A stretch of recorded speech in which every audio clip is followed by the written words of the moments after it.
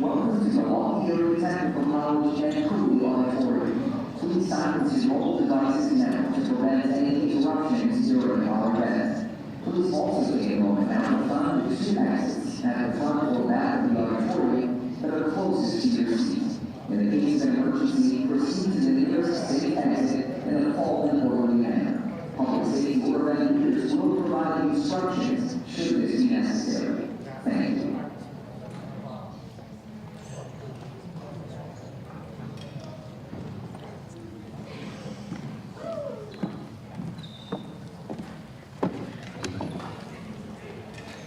Oh my gosh, Gary, look at this crowd. Wow.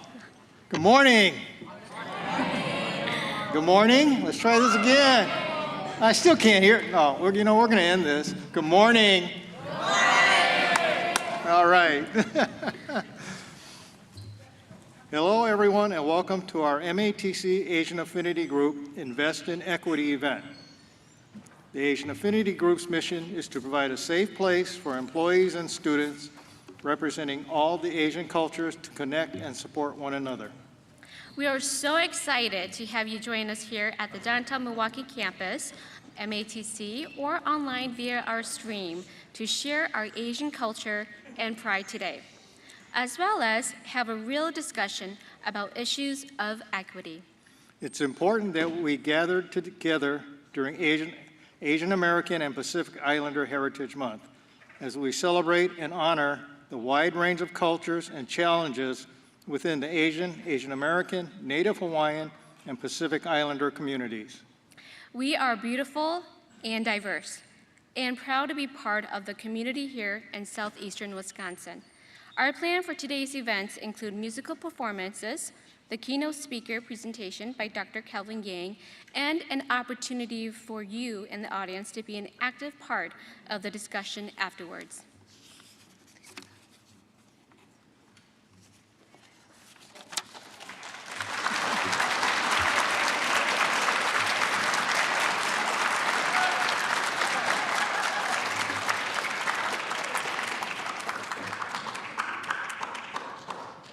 So we began with music. To kick off our event today, please welcome Hmong singer and songwriter Lily Vang.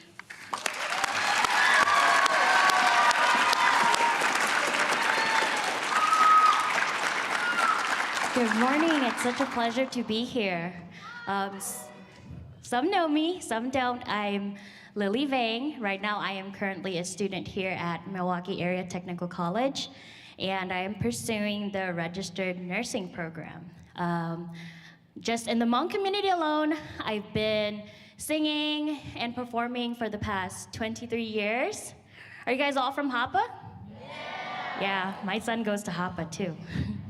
And so this next song that I will be performing is called Pliya. Anybody knows Mavu? She's my best friend. I have had the honor to co-write this song for her, and I hope that in this message, in the music, you can stay persistent, work hard, and in my time of, being the lowest, I've turned to music for comfort because I adore music because I believe that it can teach and preserve our Hmong culture. And so I hope you guys enjoy this song.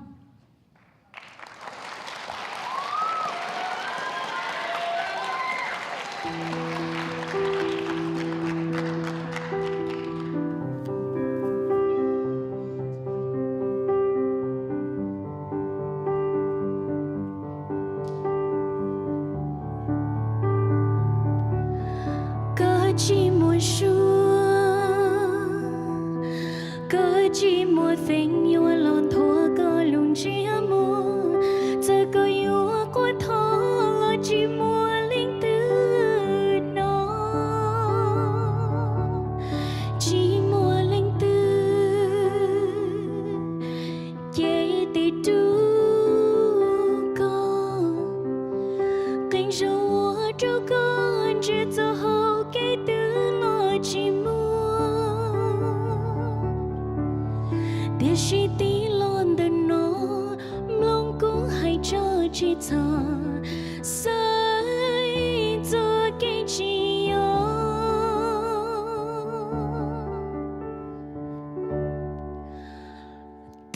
cô chạy tê ư màn thiết cho hậu kê ôi kê Chia đại yên đời nó từ ninh rong hậu nơi ở con thua có chết đi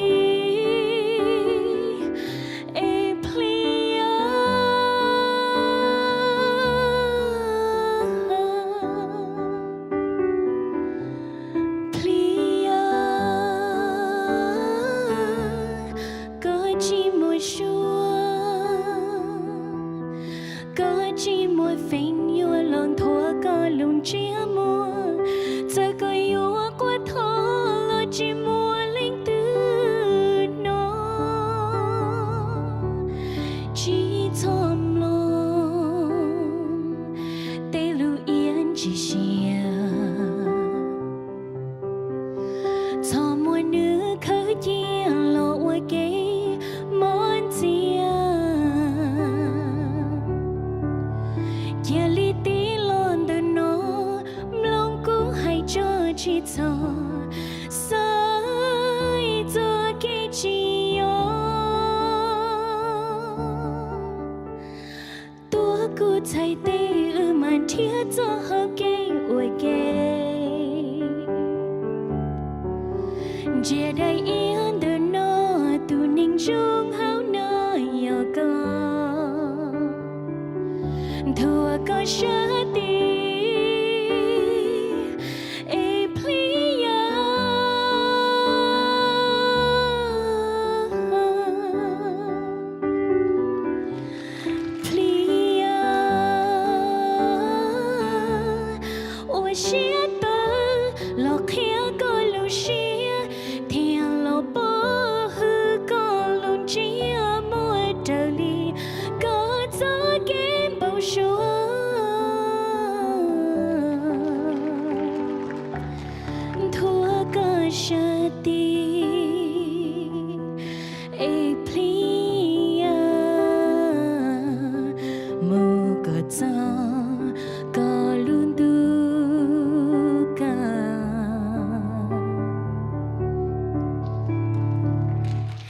Thank you.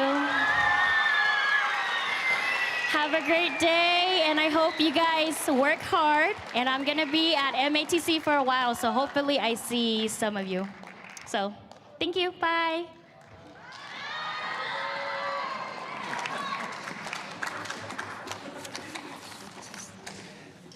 Thank you so much, Lily, for that beautiful performance.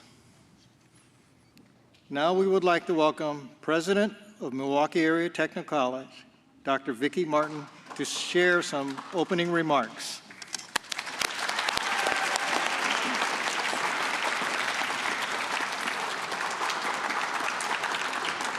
Well, good morning, everyone. Good morning. All right. I love it. This group is ready to go.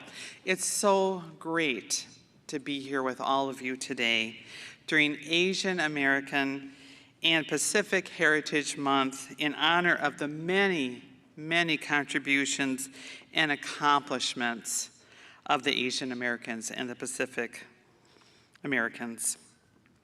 I especially want to thank our Asian Affinity Group for the work they are doing to build community among members and to foster greater equity and inclusion for Asian American and Pacific Islander students and employees here at MATC.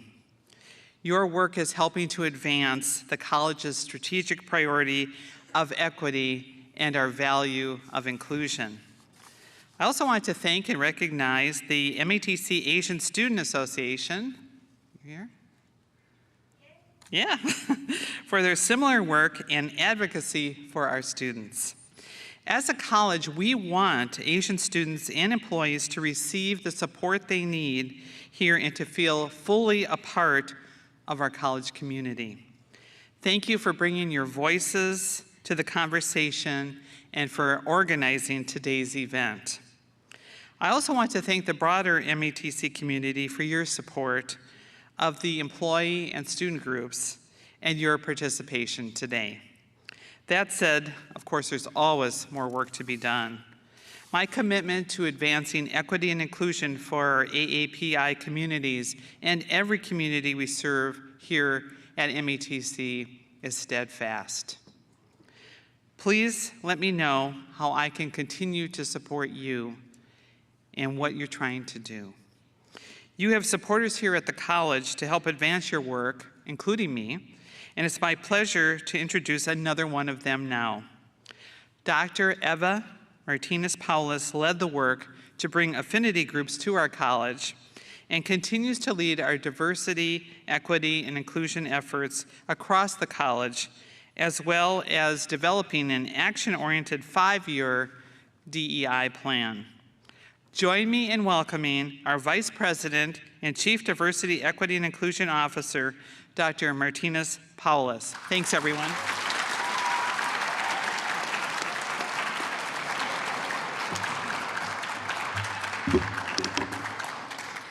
Welcome, everyone. How's everyone doing today? Good. I am so excited to be here. Being here in this room today truly reminds me of my journey in higher education. Back in 2006, I started as an admissions counselor at Marquette University. And now I see myself here at MATC, and I reflect on the wonderful contributions that our colleges and universities in the area, particularly MATC, have on the community. So it is a pleasure to welcome you to the MATC community and be here today. I remember going to the different high schools and middle schools as a recruiter and admissions counselor. That probably was like maybe 10 years ago. And I remember the excitement and also all of the wonderful conversations related to typically my first question was always, what do you want to do when you grow up, right? So I am so excited to see each one of you here today, because you being here at the MATC campus is also going to give you the opportunity to continue to think about what is it that you would like to do after high school and beyond. And I know some of us may not have that idea yet, but as we continue throughout the day and you are listening to the stories and our keynote speaker, I hope that you can also begin to dream about what is that journey for you, what is the leadership journey, and what is it that you would like to accomplish when you go off to college. I also do hope that you consider Milwaukee Area Technical College for your studies. I know that we are increasing our dual enrollment opportunities for those of you who are in high school. That could be available to you. But then also after high school, really beginning to think about MATC for being one of your options right in the community. Again, I would like to welcome you to MATC. And also I would like to, from the bottom of my heart, really thank our Asian Employee Affinity Group for putting this wonderful event together. The Office of Diversity, Equity, and Inclusion continues to support wonderful events like today's event to not only share more information about our communities, but also create a sense of belonging at MATC for our students and our employees, and also to be able to engage in community outreach. So thank you so much for being here today. I also would like to give a special shout out to your teachers and counselors who are here with you today. Thank you so much for your dedication in bringing your students over to the MATC campus. We have so many things at MATC, and again, I hope that you consider MATC as your choice as you are thinking about your career in the future.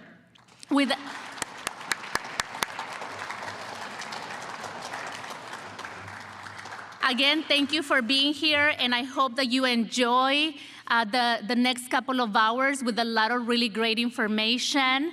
And I will be sitting around. If you have any questions about my role, about what I do at MATC as the Vice President of Diversity, Equity, and Inclusion, I would love to be able to tell you what I do, because this could also be a potential career for you. Thank you, and have a great program.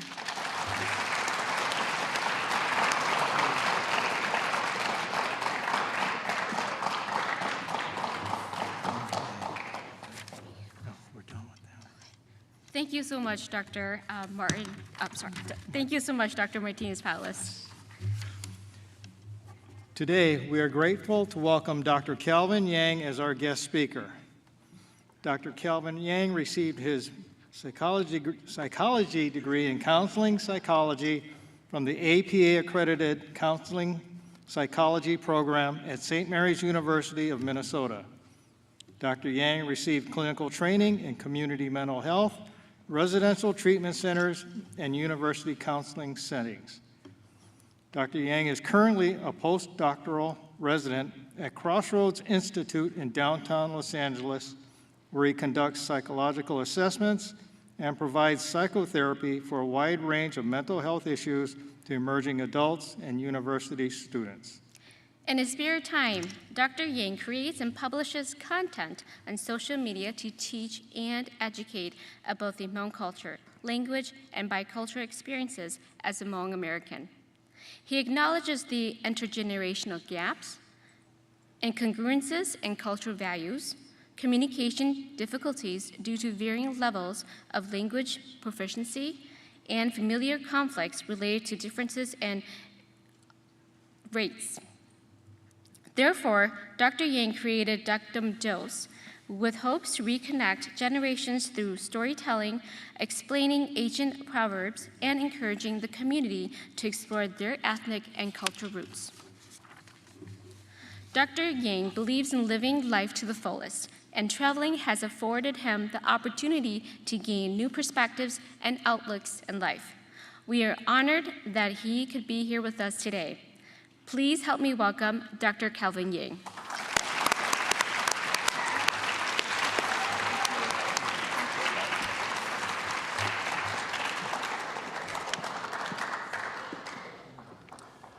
Good morning, everyone. If we could do a quick exercise here to get our energy going, get our body flowing, blood flowing, I'm going to have everybody stand up here. So what I would like you to do is, to the person to your left, turn to that person and say, "You are awesome." Now to the person to your right, turn to that person and say, "You are enough."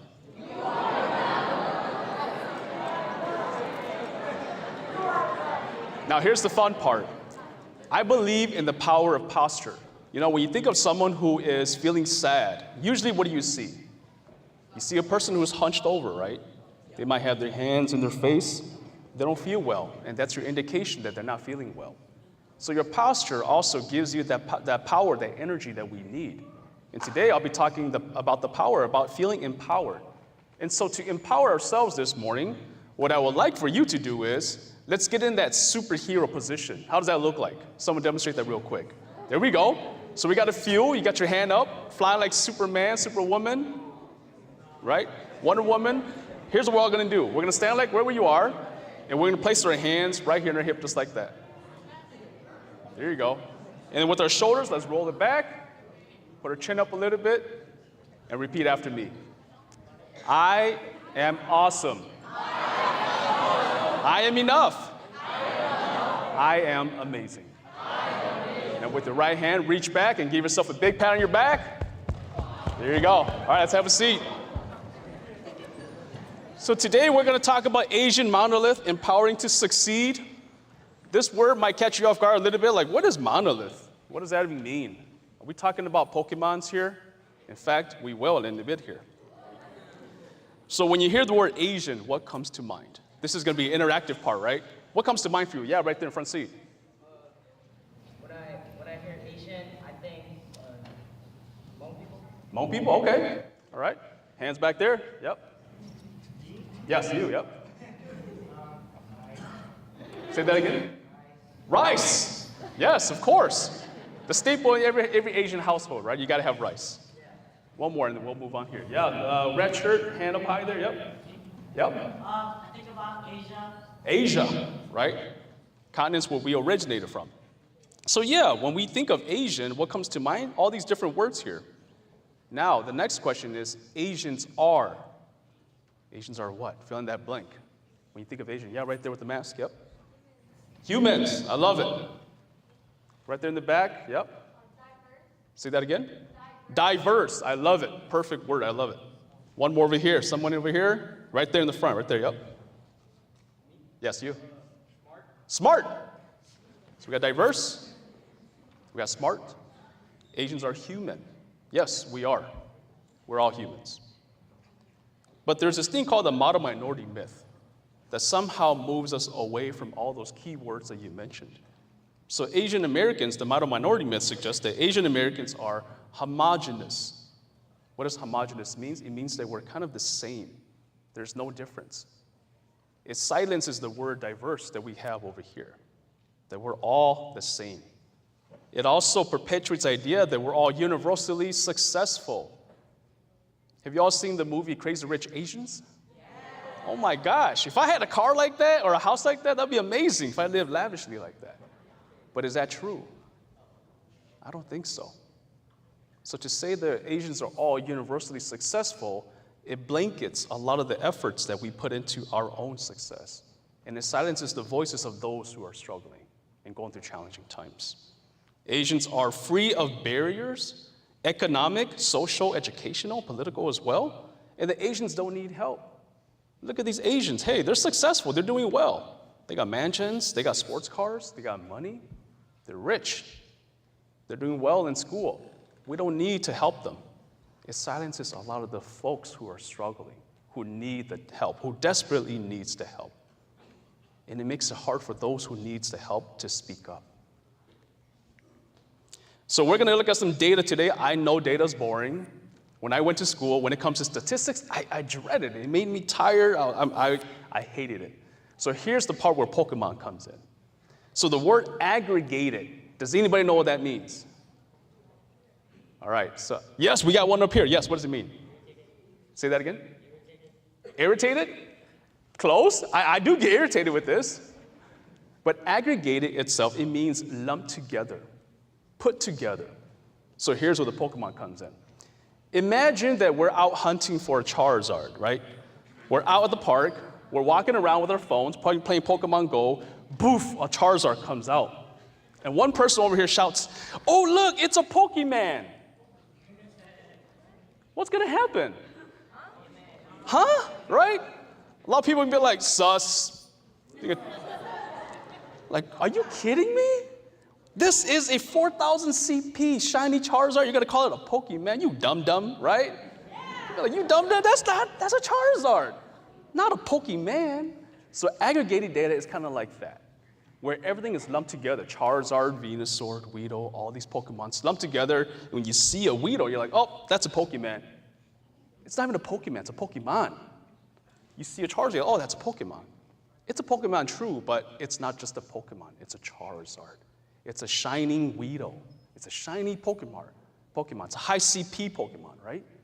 So aggregated data is kind of like that, where it puts it all together. So how does this aggregated data impact Asians in the United States? Well, it perpetuates the idea, or perpetuates that model minority stereotype that we were just talking about. When we look at this data, when it's all lumped together, it looks really good. It makes Asians seem like we're universally successful, that we don't need any help, that we're doing really well. When in fact, I love the word that was shouted earlier, diverse. We are a very diverse group of people. Over 50 ethnic communities within this Asian category that we're talking about here. So this data, shout out to Cal as well for allowing me to use this information that they collected. Cal is the Coalition of Asian American Leadership in Minnesota. So if we look at the different groups here, this is from Minnesota. We can see that there are varying different groups, different ethnic cultural communities underneath that Asian umbrella.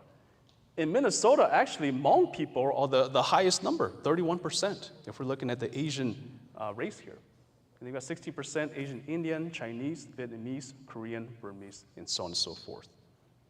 So when we look at aggregated data, the Pokemon label, it looks like we're all the same. But in fact, when we look at the different Pokemons, we're all very different. We come from different ethnic communities. So let's look at some data here to help us understand what's happening here. And why is it that Asians seem to be universally successful? When we look at the data back in 1970 here, well, first of all, let me read this here. Asians in the top 10% of income distribution earn 10 times more than those at the bottom. So this is the part where my son, he's like, I hate word problems. Because when it comes to word problems in school, he struggles with it. He's like, what does that mean, 10 times more? It means you times it by 10. So if we think about the person who's on the bottom here, right, the bottom 10%, if I'm making $1 and I'm at the bottom 10%, 10 times more is what? $10, right? So that is the gap here, is what they're saying. The person who makes very little, $1, and the person who's making a lot is 10 times more. One person's making $1 per hour, one person's making $10 per hour. That is a big gap. The gap is big, but the number is small, right? But when we blow up the number, we'll see in a bit. It's a big difference. So we can see here, back in 1970s, Asians were down here compared to the other races here. But as time moved on here, in 2016, that number jumped up, and Asians are way up here, which means that Asians suddenly became extremely successful and wealthy. But that's not necessarily true. If you look at the highest or the average household income for Asians in 2019, it's $85,000. If we look at the highest income, the top level, we're at $127,000. And then the lowest income is $46,000. Now, this is income per household. Remember, this is income per household, not per person. Why am I making that emphasis that this is income per household? Because when we look at this number here, we're going to look at two different numbers here. We're looking at median household income and per capita income. So median household income is that household income that we just saw, that $85,000 or that $127,000 or that $46,000. What's important for us to look at is the per capita income. That means per person. How much is a person making? The individual person, one person. How much is one person making in the household? And if we look at that, we can see that that number varies across the board. So I am from a Hmong community. I am Hmong American. And growing up, my family is a good representation of these numbers here. So I'm going to look at the Hmong category right here. So within the household, average Hmong household makes about $53,000. But per person, it's only about $13,000 that they bring into the household. Why is this information important? Because this is a household income. Just by show of hands, how many of you have your aunts or uncle or someone outside your immediate family living with you? How many of you have grandmas and grandpas living with you? Yeah, a lot of you. So this household income is not just for a set of parents or single parents and a few kids. This is multi-generational families living all together in one household. Now imagine this right here, the Burmese family here, $25,000 per year. And you're supporting a family, a multi-generational family within a household. That is hard to feed, to put food on the table, to pay for bills. So when we look at it and break it down, making $7,000 only, that's not much at all. That's not successful at all. That doesn't fit that model minority myth, the criteria that we saw earlier. If we look at employment here, total population, again, this is Minnesota data, 66% of people in Minnesota are employed. If we look at the Asian population here, 66% are employed, which also matches the total population of Minnesota. And it looks great, doesn't it?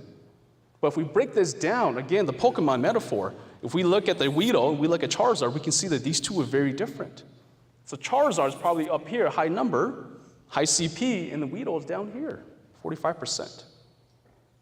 So when we start breaking down that Pokemon label to look at the different Pokemons and not just the overarching piece, we can see that all these Pokemons are different. Charizard is not the same as Weedle. Weedle is not the same as Venusaur. They're all very different. If we look at education, it's the same thing. And this is perhaps why that stereotype earlier that Asians are universal, not really. We can see that this was back in 2010 to 2016, these two numbers, they vary a little bit, but it's an increase as well. If we look at, compared to all the other races, Asians are doing relatively well. They're working hard, they're getting jobs, they're highly educated, but that's because everything is lumped together. It's aggregated in that Pokemon label we're talking about.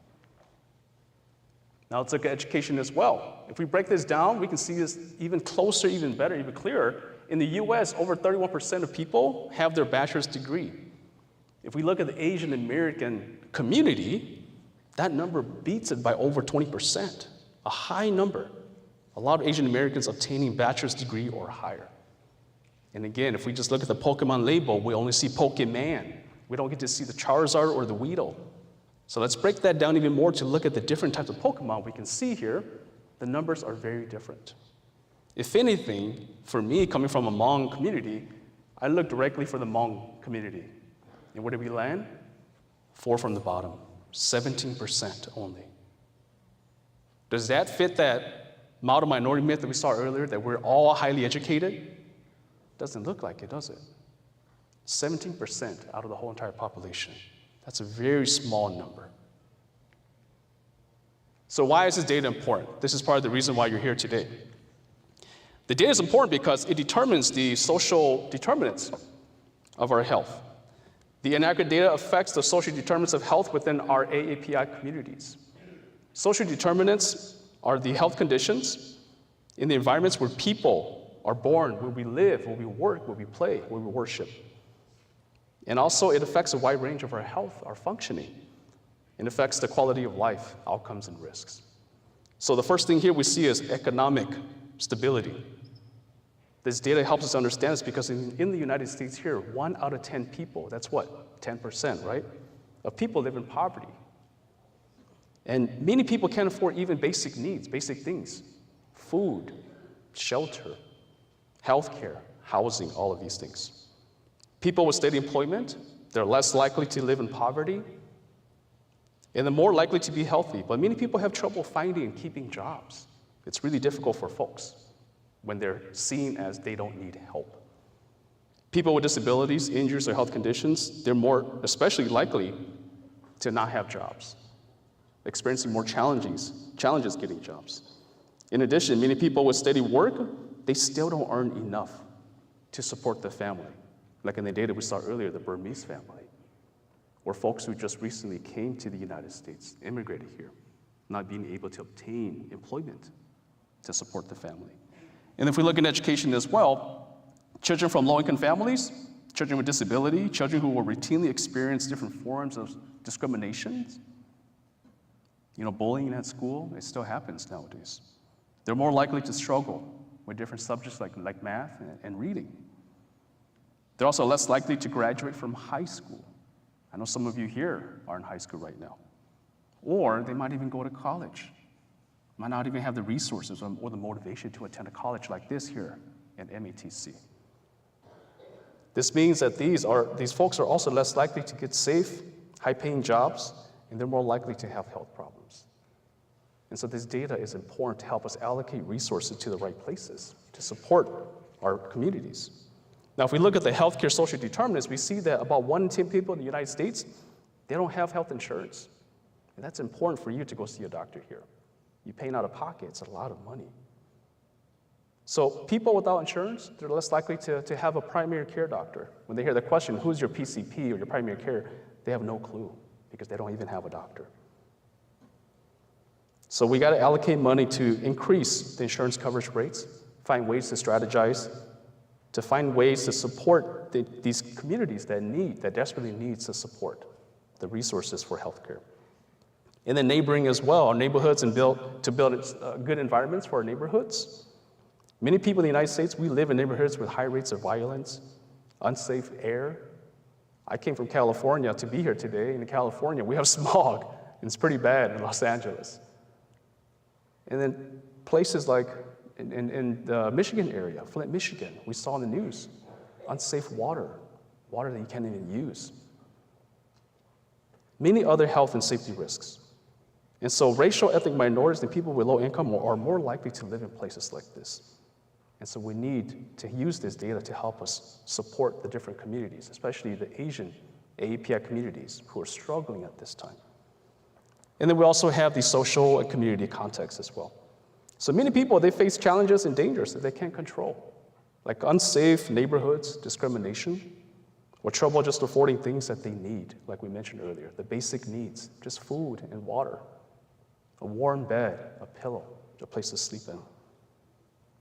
So this data here helps us to talk to people who are in positions of power to support and provide resources to our AAPI community to help us. Because if the Asian monolith that we're talking about here, the model minority myth continues to be perpetuated, then we're seen as one Pokemon only. We're not seeing the Charizard, we're not seeing the Weedle, we're not seeing all these different Pokemons. And there's not the resources that we need that's available to us. So, you're probably wondering, what does this data have to do with us? And how is it relevant to us? I'm gonna skip through these right here. It's important because people of color, we often face prejudice and bias. And this contributes to a sense of invisibility. How many of you sometimes go to school and you feel invisible? Yeah, I appreciate your bravery. I admire your courage in raising your hand. It feels really lonely, doesn't it? It's almost like you go to school, you feel like a ghost. I've had that experience growing up. Walking around, even though I'm at school, I feel like no one sees me. I feel alone, helpless in some ways. So it's important for us because of this invisibility piece. Even when others don't directly put you down, if we're talking about the minority myth, there are different assumptions and harmful stereotypes that can produce feelings of being less than, being inferior, feeling insignificance wherever you go. So here's some common scenarios that maybe could help you, actually some scenarios that leave you feeling ignored or maybe feeling overlooked when you're at school, in the community, different places here. Maybe some people might suggest that your racial identity, it means that you follow certain practices and certain customs. That maybe you are less intelligent in some ways, or have one particular skill set. So for me, growing up, a lot of people ask me, you must be good at math. How many of you get that question? Yeah, a few of you, yeah. And I often get this question, are you good at Kung Fu? Anybody? So I wasn't good at math, but I was decent at Kung Fu. And I still argue with my sister. Shout out to my sister for being better than me. She's really good at Kung Fu, and she's my motivation to be better. But these stereotypes, they don't fit us. But if the assumption is that that's who you are, and we don't plug in the piece of diverse, the question, or the statement we heard earlier about being diverse, then it seems like we're all the same, and that's not necessarily true.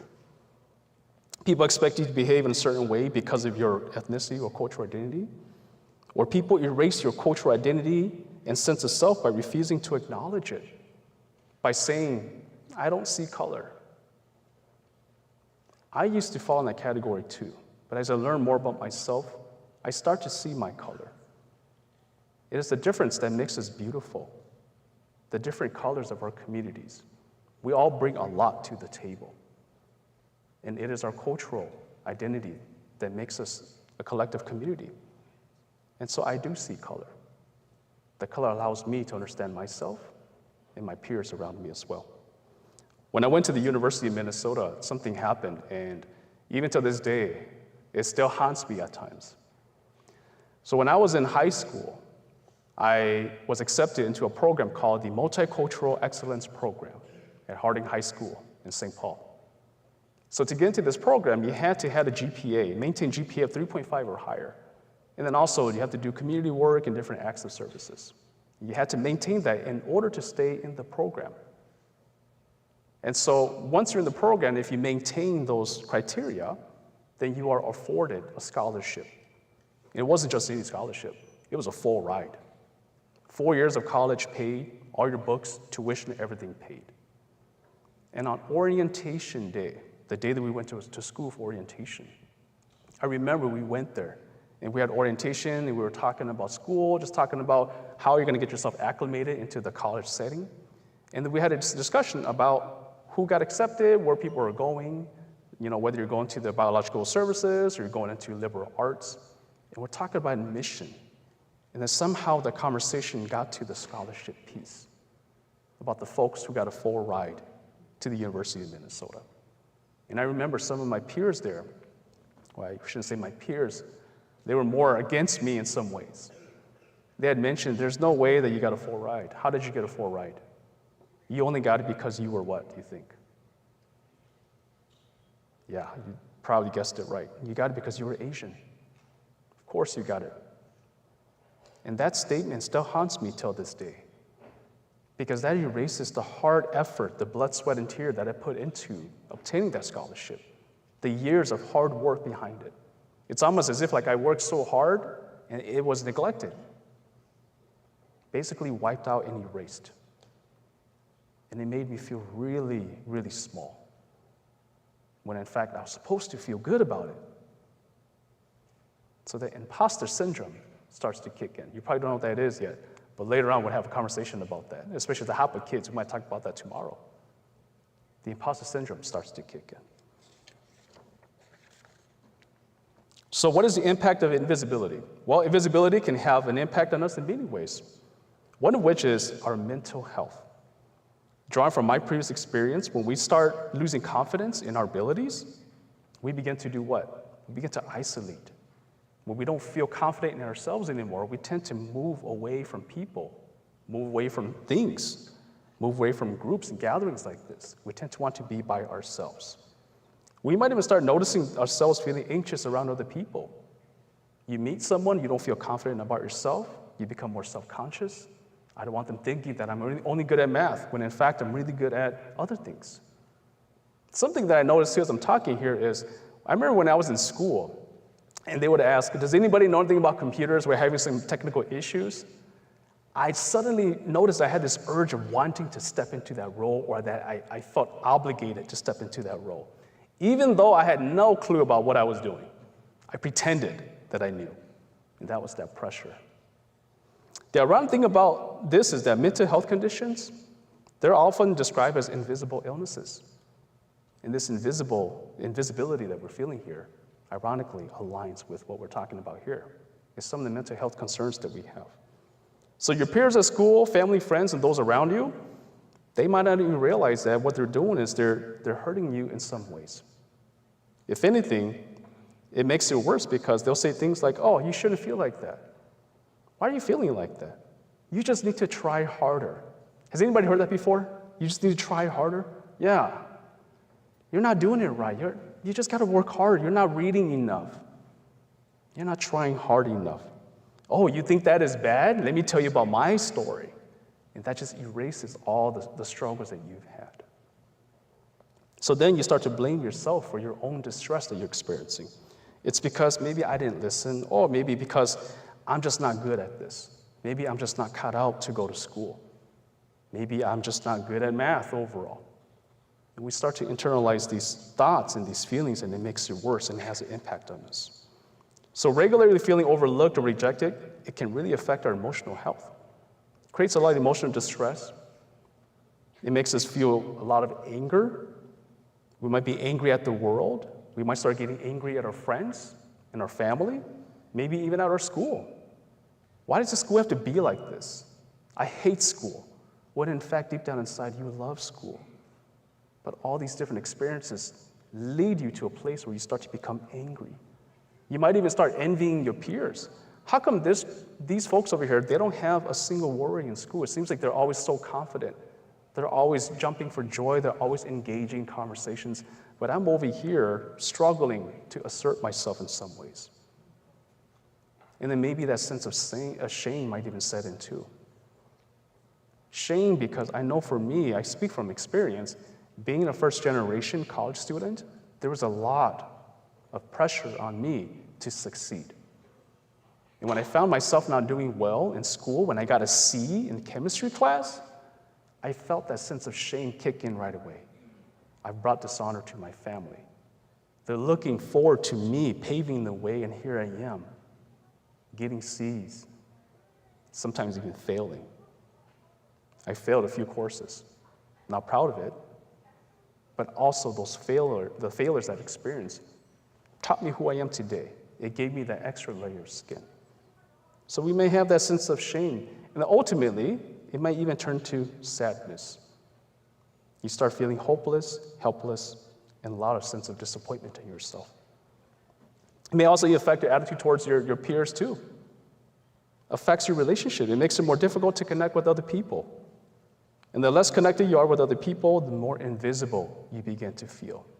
The less connected you are with your peers, with your teacher, with your school. And when you feel ignored over and over again, you might begin to consider yourself lesser than others. You might even feel a sense of unworthiness as well. And the thoughts and belief, they can reduce your sense of worth. You might stop seeking the connections that you so desperately desire, that you want to connect with your peers, build relationships, connect with your teacher. Suddenly, you just don't feel like you want to be around anybody. So feeling lonely, isolated, or detached from the world, yeah, that can be factored into depression. And it can affect us in developing other mental health conditions too. So that is why it is important. Now here's the part that I want you to take away from today's presentation here is, how do you show up? I don't care how you show up. You can make some noise. In fact, let's make some noise right now. Whatever you want to shout out, go ahead and shout out. Clap, anything. Hop out, whatever that is. You got to make some noise. There we go. I don't care if you got to scream, if you got to jump out of your seat, you got to clap, whatever that is. If you go to sleep, snore. It doesn't even matter, right? Make some noise. We got to make some noise because that is important. Anything to communicate that you are here and that you are actively participating in these conversations. So the first thing I want you to take away is assertive communication, being able to speak up. Speaking up and stating your thoughts and your feelings. This allows you to advocate for your personal needs. This also reminds other people in the room, in your discussions that you engage in, that your voice also matters. This type of communication can help in any situation. It could be here at school. It could be out in public. It may happen at home too, but I know that in the Asian cultures, you don't speak back to your parents, right? So don't go talking to your mom and your dad and disobeying them and then say, hey, Dr. Calvin told us to come do this. I'm gonna get in trouble. So don't do that. But assert yourself in different places. Share your thoughts and your feelings. When the teacher says, what do you think about this? Raise your hand confidently and speak up and talk and share because your voice matters. If someone overlooks you and the efforts you put in or overlooked you unintentionally, they might be more careful going forward as well because now they notice that you are there.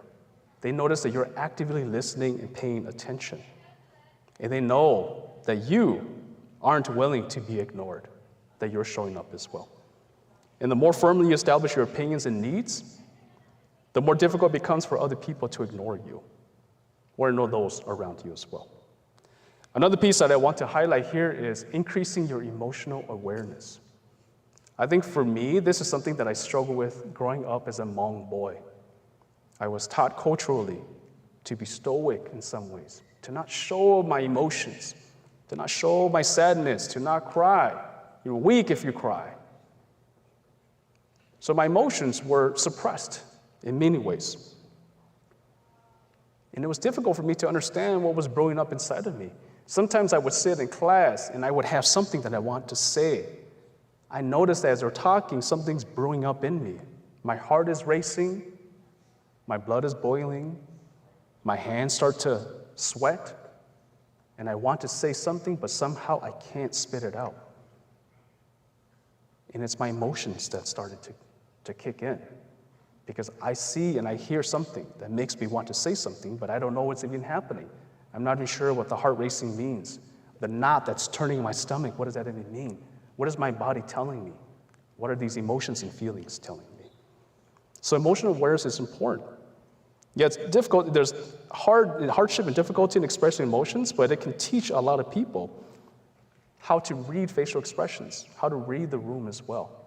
This is not just for only yourself, understanding who you are and how you show up, but also paying attention to what's happening in the room. People might hesitate to approach you when they don't know how you're showing up or if you'd welcome their company. When you're much more aware of yourself and you can express yourself, people get to see a different part of you. You're not just this stoic robot anymore. I think earlier someone said, you're human. We're human. So as humans, we also have emotions and feelings that we are more certainly available and also welcome to express and to show ourselves. If you come to me and start talking to me and I'm just like this the whole time, are you going to want to approach me? Yeah, okay. Probably not, right? Because you're not sure how to engage that person. You're not sure if that person is going to be welcoming you with open arms or if that person is just, I'm a stone wall today, don't talk to me. But if we are much more aware of our emotions, then we can also express it. Not only can we express it, but we can also detect that in the room. We read the room as well. So emotional repression, as we're talking about earlier, being taught to suppress our emotions, can affect our health in many ways. It never hurts to spend some time exploring your own feelings and get more comfortable with sharing them too. Saying things like, you know what, I'm feeling sad today.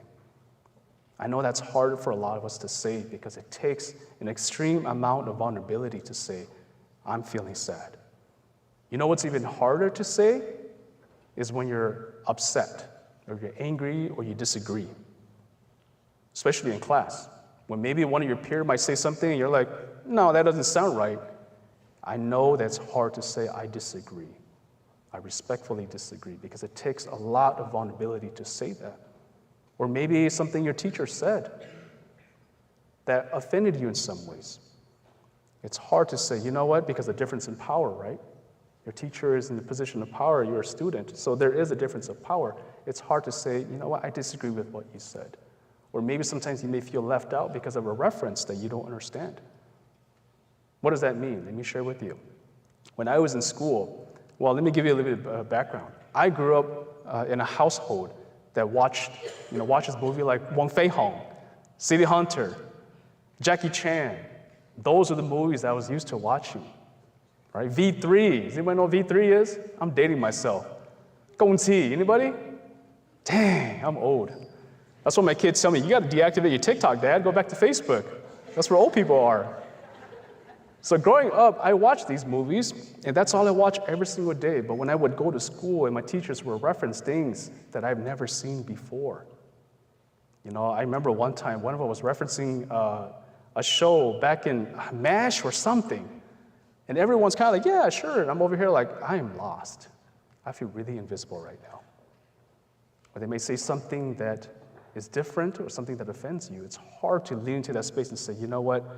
I'm sorry about what you said to me. Well, actually, let's take that sorry part out. I'm not going to apologize, but I would say, what you said really offended me. To say something like that and to be assertive and communicate that is hard. And it takes a lot of vulnerability and courage to do it. But that in and of itself can also set the room in a space where you can create that space. You co-create a safe space for all of you to show up. And that we also know each other, that we know each other not just as a human, but we know our emotions, how we affect one another. What I say can affect you, what you say affect me. We can demonstrate respect for one another. Not only that, but we create space to learn about each other. Space for us to make mistakes with one another and feel safe doing that. So we can learn more about who we are as people and build a community together at school or outside of school. So we're here with the power to empower. Earlier we did the superhero stance. We want to find ways to empower ourselves and those around us. Some things that we can do to empower ourselves is take on leadership roles. I think we saw in the minority myth earlier that Asians are universally successful, but we don't see a whole lot of Asians in leadership roles. If anything, for me, I was very happy to see Andrew Yang during the presidential run, and he was on stage talking.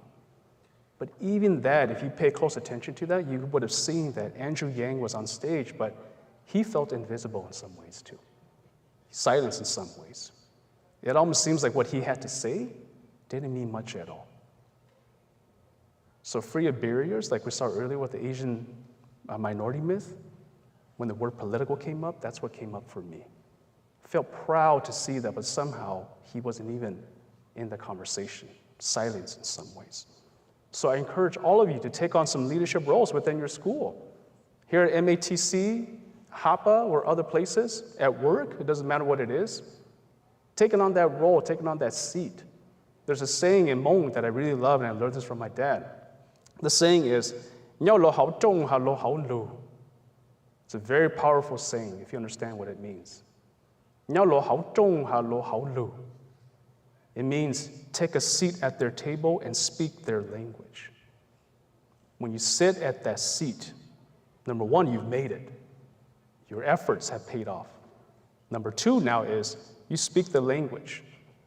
Not only do you speak the language, but you also get to voice your opinions and what matters to you and your community. We've seen this happen a lot now. We're seeing a lot of people and politicians stepping up. A lot of representatives are stepping into that role, changing things up. Because there are communities like we saw earlier who are not at the top 10%, who are at that 10% who are struggling. But when you're at the seat and you can speak that language, you can also advocate for the respective communities who are struggling. Become the role model that you want as well, or the role model that you had, or the role model that you want to see. I know growing up, I didn't have a whole lot of role models. As I mentioned with regards to academics, my parents didn't go to school. They're refugees. They escaped the genocide during the Secret War. They're the reason why I'm here today, but they didn't go to college. When I asked my dad, this is a true story, okay? When I asked my dad, I was in third grade, and in third grade, Lane Elementary in California, we had, it was a student council, that's what it was. And we were running for positions, and I wanted to be the vice president. And I asked my dad, I said, Dad, how do I write my speech? I don't know what to say. When I run for this, they're gonna ask me to say a few words about why I wanted to be the vice president and what do I envision happening within the school. And my dad helped me write the script. And when my dad and I were done with it, I looked at the script. My dad had helped me write a letter to the principal. And it wasn't anything about a speech addressing the student body. He had no idea what student council was. He had no idea what I was even doing. He couldn't help me at that point.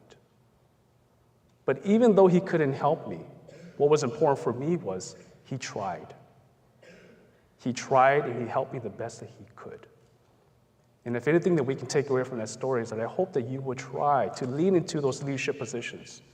Even if you may not know what you're doing, if your heart tells you, your passion is telling you to do it, try it out. Be open to these opportunities and become the role model that you want to see and the role models that other people may want to see. Look for mentorship. Look for people who have already done it. If you want to become, let's say, an engineer, talk to someone who's been through that. Ask them about the struggles and challenges that they experience. Learn from their experience and use that to help guide you along the way. Educate yourself and others about the AAPI communities. I think this is a very important one. I think these conversations happen a lot in classroom settings and outside in the public as well. When people are talking about the different communities, when people, something I get all the time, people would say, are you Chinese growing up?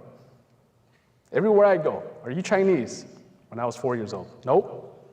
Are you Chinese? When I was 8 years old, nope. When I went to high school, are you Chinese? Yep. I eventually gave in. But I found out that that didn't help me or the different communities. It's important for us to not just educate ourselves about our own respective ethnic community and heritage, but for us to educate those around us as well. When people ask me now, are you Chinese? I would tell them, no, I'm Hmong. And then they would say, Hmong? What's that? I would say, it's not what's that. Who are you? Who are the Hmong people? Now I have the privilege to say Hmong people like Suni Lee, because she's done it. She put her hard work and effort into it. People will now say, oh, Suni Lee, the gymnast? Yes, she's Hmong as well. And she represents a big, large community here in the United States. And then people will ask me, so tell me about Hmong people and the culture. Don't ask me that question. We will talk for hours because I love talking about the Hmong culture. I love talking about who we are as Hmong people. But that's what we got to do. Educate ourselves and then educate others around us. And the most importantly is embrace your identities. I think this is really important for all of us to understand what that means, because we all have different identities. Earlier, you heard me say, I said earlier that I'm a Hmong American. That means that for me, I am Hmong by blood. Nationally, I am also an American as well. That's another part of me. I am also a son. All these different identities that make up who I am. And for you to embrace all these parts, not leave anyone out, but embrace them wholeheartedly, because that's what's going to make you whole. That's what's going to give you that confidence to share about who you are as a person. You're all not here by design. You especially are not here because you needed to make diversity quota.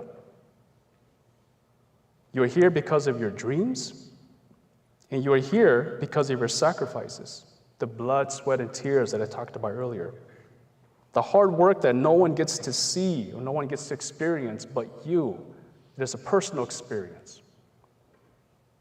Even when I was in college, I'm sure a lot of you can relate to this, while trying to juggle exams and papers, I still had to take my parents to their doctor's appointment and translate for them.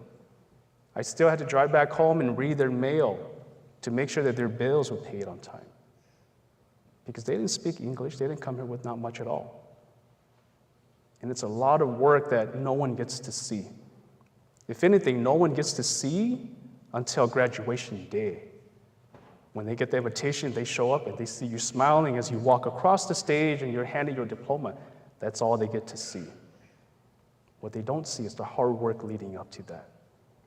So I encourage you to embrace that process. It's hard, but trust me, it builds character. It builds you for the next chapter of your life. So you're not here by mistake. You're here to build your life and your future. And during your academic journey, my hope is that you're also extending a hand and helping pull others along the way. You know, there's a saying that goes like this, that it takes a village to raise our children, right? For us to raise our communities and to share our heritage with other people, we got to do this together. Individually, it may be difficult, but by numbers, we are strong. And I hope that all of you take a moment to share this with your friends as you leave this place. Because you're all important, your voice matters. You matter. We're diverse in numbers. Collectively, we're also an amazing group of people that is smart, like we heard. We're diverse, and we're humans. And with that, happy Asian American Pacific Islander Heritage Month. I hope you enjoy the rest of your day. Take care and be well.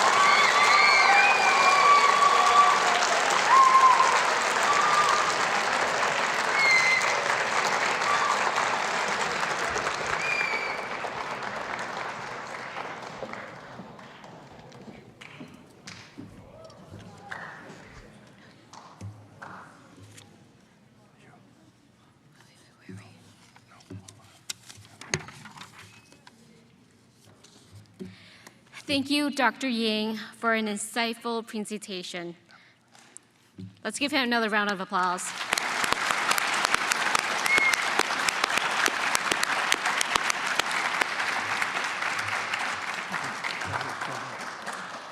We now have time to welcome questions from the audience present here at MATC. If you have a question directly for Dr. Yang, please proceed to the microphone in front of the auditorium to ask your question. Don't be shy.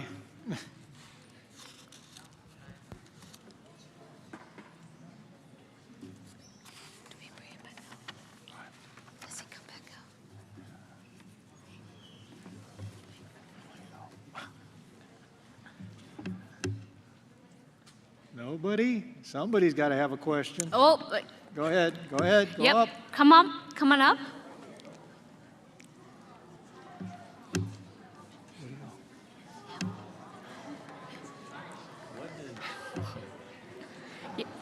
Oh, there we go. Yeah, let's give these young gentlemen a hand of applause for stepping up.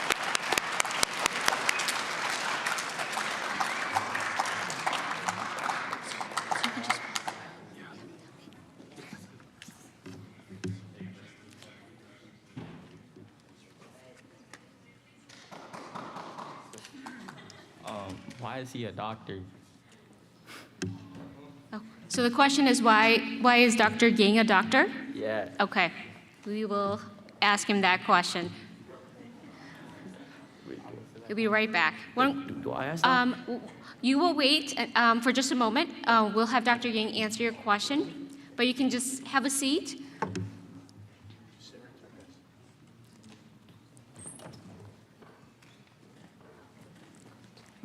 Sorry about that. Let's get that question back up here again. Okay. Sean. Why did you become a doctor? Oh. If you're Asian like me, there are three choices to choose from, right? Number one is you're an engineer, 2, you're a lawyer, or 3, you're a doctor. So I'm joking. Anyways, my parents did push me to become a doctor. They actually pushed me to become a medical doctor. And as I went to school and I started taking psychology or chemistry classes and biology classes, I realized that I liked it, but I didn't do too well in it.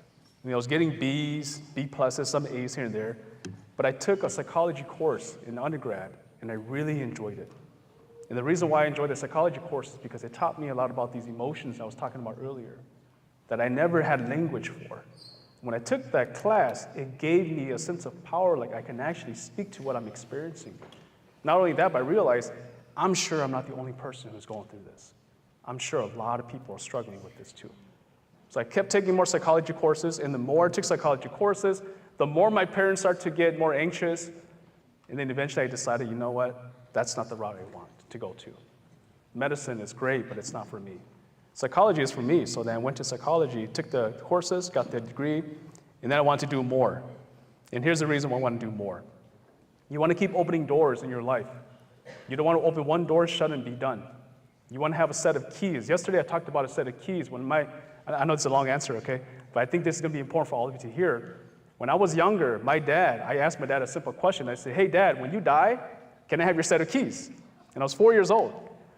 Because I was fascinated by how my dad can bring this set of keys and open every single door at home. Not only that, he had the key to his car. Everywhere we went, even at church, hundreds of doors, he was able to open every single door, and I was fascinated by that. And I thought to myself, if only one day I can have those keys as well. So I asked my dad, Dad, when you die, can I have those keys? I realized that I don't need the physical key. That's not the key to life. The key to life is, earlier I mentioned, being open to opportunities, being willing to invest in yourself by getting into those nitty-gritty, and that is, when an opportunity presents, take it. Take that opportunity because you never know where it's going to go. And these opportunities right here, metaphorically, are the keys to opening doors. And so why did I become a doctor? I wanted to get to the highest level where I've attained all the keys to open all the doors that I need. So that whoever I come across to help, I don't have any restrictions because I have what I need, the tools and the keys I need to help everyone that I come in contact with. So thank you for asking. Long answer though, but hope that helps.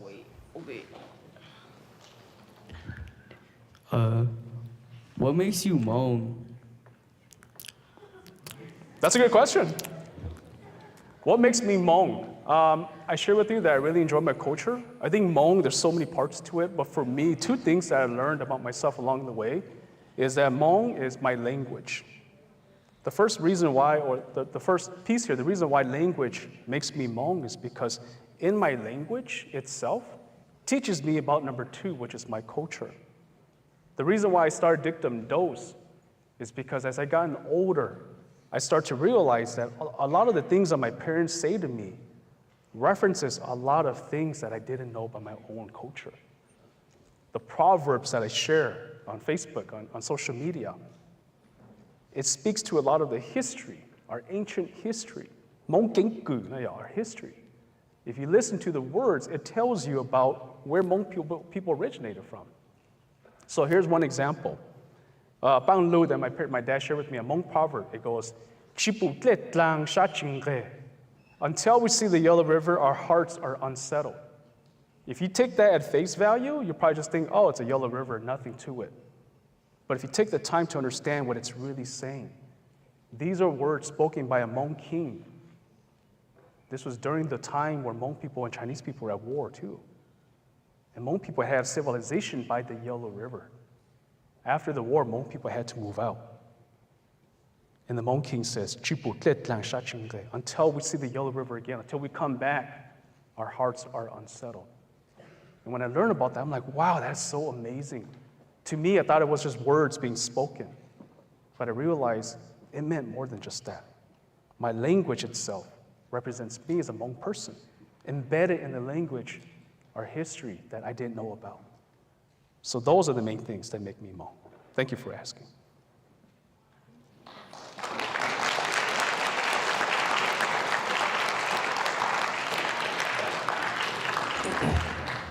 I actually have two questions for you. Sure. Do you have a clinical practice? Yes, currently? Yeah, Los Angeles. I heard, from yesterday, you said you lived in Los Angeles. How's the work out there with your clinical practice? Thank you for asking. Yeah, so I actually don't live in Los Angeles. I live slightly out of Los Angeles, but I practice there. I love the work because in Los Angeles and Southern California, if you've never been there before, it's very diverse. And so there I get to work with people from all different backgrounds. I get to learn about different ethnicity, different cultures, different heritage. And so I really enjoy the place because then I don't understand more. It's not just us going through this struggle that we're experiencing, but different communities also go through the same struggles too. And this again is that opportunity piece that I was talking about where when I work more with different ethnic groups, different communities, I'm also collecting these keys to help me so that later on when I move to different places, let's say one day I move back to Minnesota, or if I move to the East Coast or somewhere else, or even outside this country, I have the keys and tools I need to help people. Do you believe that being Asian made you, tying in Asian with being Asian with psychology, did you have a different view of psychology with it? And yeah. If that makes sense? Absolutely, yeah. I think for me, being Asian, growing up within my household and my community, mental health was not really talked about. If anything, whenever we talked about mental health, it was always silenced and quiet. Nobody wanted to talk about it. If we think about psychology, at least I can speak from my experience in the Hmong community, there really isn't a word for mental health. We're still trying to struggle, we're struggling trying to find the right word to describe what mental health is.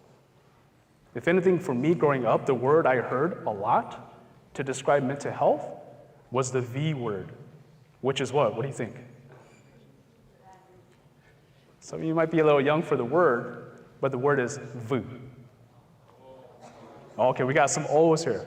So I hear that all the time growing up, I keep hearing the word, it means that you are quote unquote crazy. So going into psychology, I wasn't sure. Is this something I should lean into? Is this something I should practice? Because I also noticed that there's a strong stigma that I carry with me, either intentionally or unintentionally, because of my upbringing, my experiences. So going into this to psychology, yeah, it was interesting. But I've also learned a lot about myself. And along the way, I got to educate a lot of people too, to understand more about what mental health really is, to normalize and to destigmatize mental health so that we can give help and provide help to the people who desperately need it. I always think kind of like this too, growing up, that no one needs help and we're all good. It's just a phase, until I started working with people in the field of psychology, that I realized this is something serious, that we have to give it the attention that it deserves. So going into it was difficult, but I'm glad I made that choice, because now I learned a lot about myself and those around me and what mental health really is.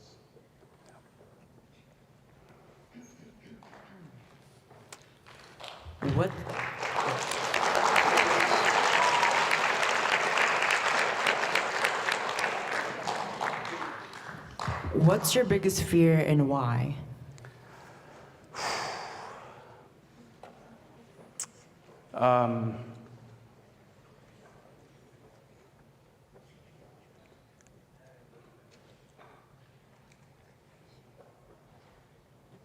I think I have a lot of fears. That's a great question. I think one of my biggest fear for me, I grew up in a Christian household, and I'm a Christian. And for me, my fear is that I might not be the person to glorify the Almighty, glorify my God. And that can come in many different forms. That is showing love and compassion for the people that I'm surrounded with. That is doing things to uphold my values. And it's hard to do that for me sometimes because of the social pressure, the cultural pressure, societal pressure that we talked about earlier, many things that factor into affecting me being that person. So my biggest fear is I might not be the person that I want to be. But does that mean that I don't strive for it? Of course not. The last thing we can do is to try. Whatever it is that your own fear, think about that for you too. Try, not just sit back and do nothing. Last night I shared a quote that I think it's important for you all to hear too, and that is, you want to aim high. At least if you aim high and you miss, that's okay. But if you aim low and you hit, that is not okay. So my fear is I might not be the person that I want to be, but that doesn't stop me from trying. Trying to be the best person that I can, to also empower others to do the same thing, to be authentic, to be yourselves, to not be anything less. Because you deserve to be you. You deserve to show up authentically as you. Nothing more, nothing less. Thanks for asking.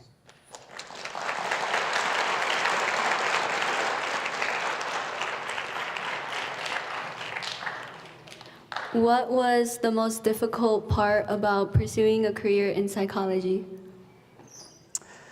The first thing that comes to mind with that question is convincing my parents. And I say that because explaining to my parents why I chose psychology instead of medicine, I had no words to describe what psychology is. So that was really difficult. I think the second part in pursuing all of this is being a first generation college student, I had no idea what the heck I was doing. I really didn't have any mentors. I didn't have someone that I can turn to and just say, hey, can you help me write this essay for admission? Or hey, how much is it going to cost? Or if I'm struggling while I'm in the program, hey, where do I find the resources and support? I didn't have a whole lot of people to turn to. So I think that was probably the most challenging part, is feeling like I was going through it alone. Even though I had family, I had my spouse to support me, but they can only help me so far because they weren't in the program. There are nuances to these different programs that not a lot of people understand it unless you are in it and you've been through it. So I didn't have that support. I think that for me was the most challenging part of the whole entire process.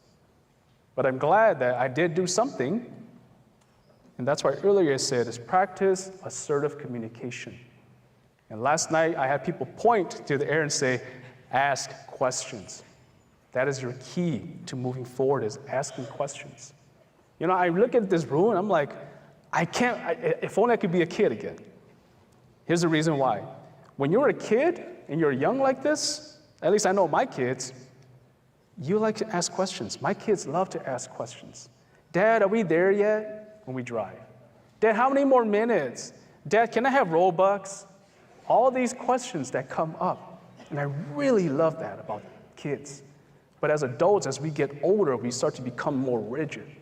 We start to become fearful of asking stupid questions or the wrong questions. So we don't ask questions anymore, and then we become stagnant, and we become stale in some ways. But continue to ask questions. As you ask questions, it'll start opening doors. It'll start making those questions that you have become clearer at the same time. So continue to ask questions.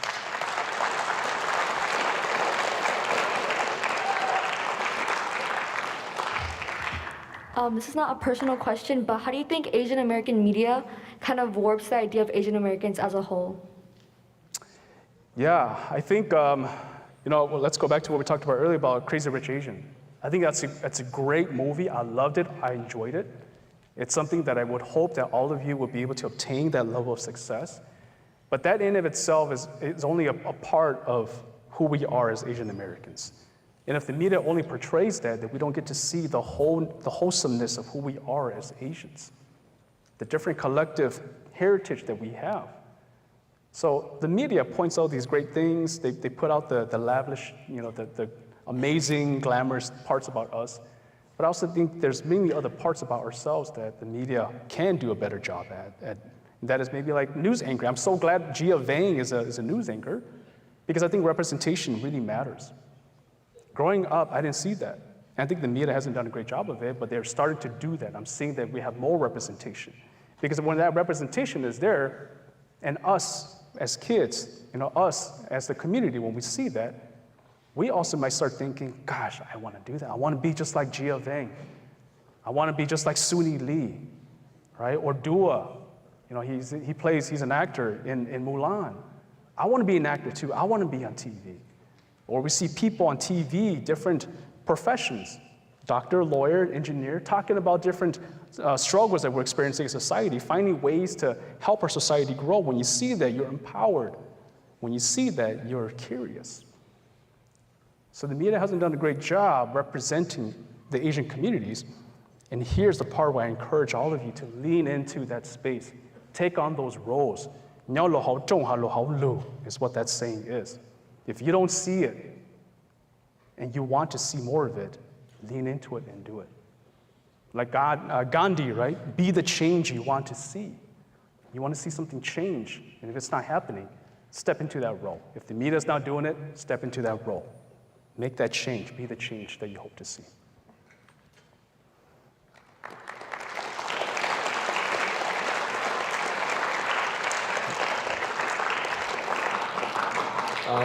What was the hardest thing you had to deal with growing up? So many things. I think growing up, one of the things that I struggle with the most, or the hardest thing, is asking my parents for stuff. My parents, again, I mentioned that they're refugees. They came to the United States in the mid-70s from the refugee camps in Thailand. They didn't have much at all. They came to this country with the clothes in their backs. They didn't speak a single word of English.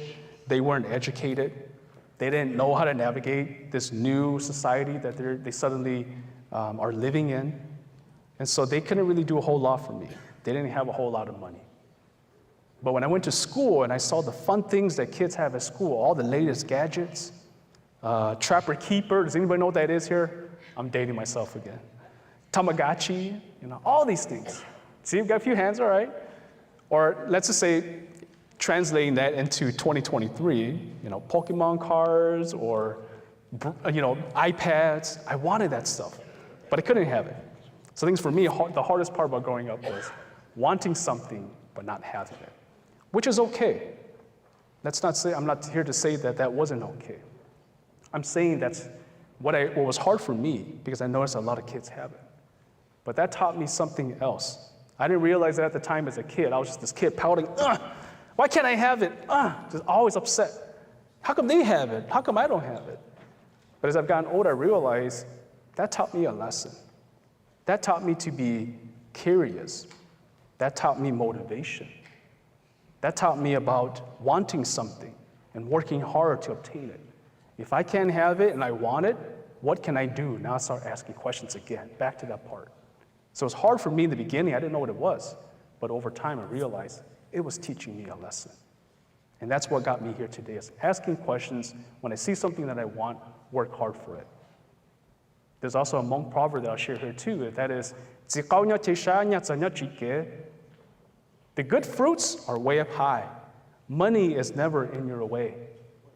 If you want the good fruit, you don't want the low-hanging fruit, you gotta work hard, climb that tree. If you want to be wealthy and make money, you can't just sit at home, play video games all day, and expect money to show up in your bank. No, you gotta go out, you gotta work. So you gotta work hard for what it is that you believe in, work hard for what it is that you want to obtain or achieve. Work hard.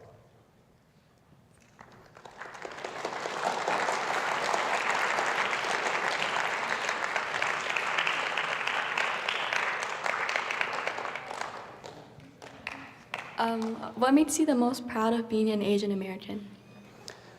I'm proud that I'm Hmong. And as an Asian American, I'm proud of that as well. I'm proud that I'm Hmong American, because these cultures is what makes me who I am. It's the diversity that I bring to the room, the different thoughts and opinions that I bring to the room. It's the culture, the values that I have that I bring to the room that helps make everything more diverse. I love the differences that we have as a community overall. And the reason why I'm proud to be Asian and Hmong American is when we have potlucks, I bring the best food. I bring egg rolls, stuffed chicken wings. If I could bring pho, I would bring pho. I bring fried rice. But I love that about our culture. I love that about being Hmong American. It's the food, the heritage, the culture, and the best part is I get to share that with everyone else. So that's what I'm proud of.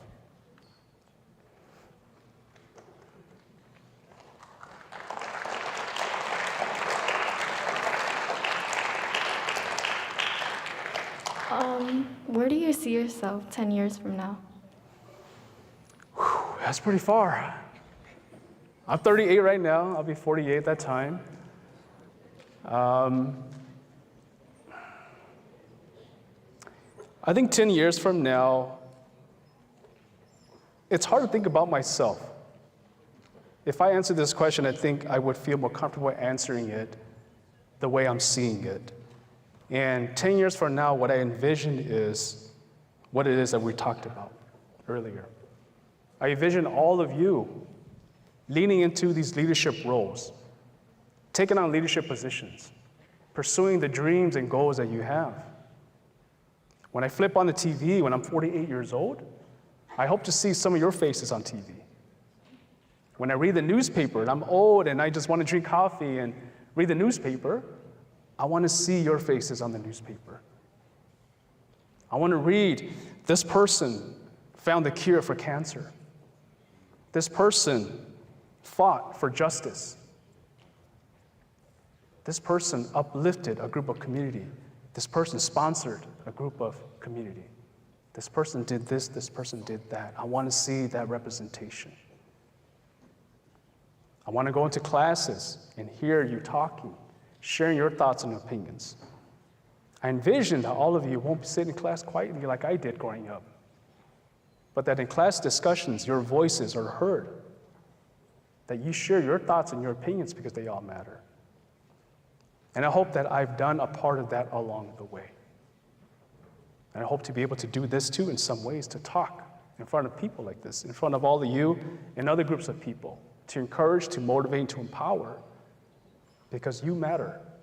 And in 10 years, I want to see you on TV. I will see you on TV. I will see you on the news. I will see you in the newspaper. I will be seeing you standing up here talking while I sit in the audience like today. So that's what I envision.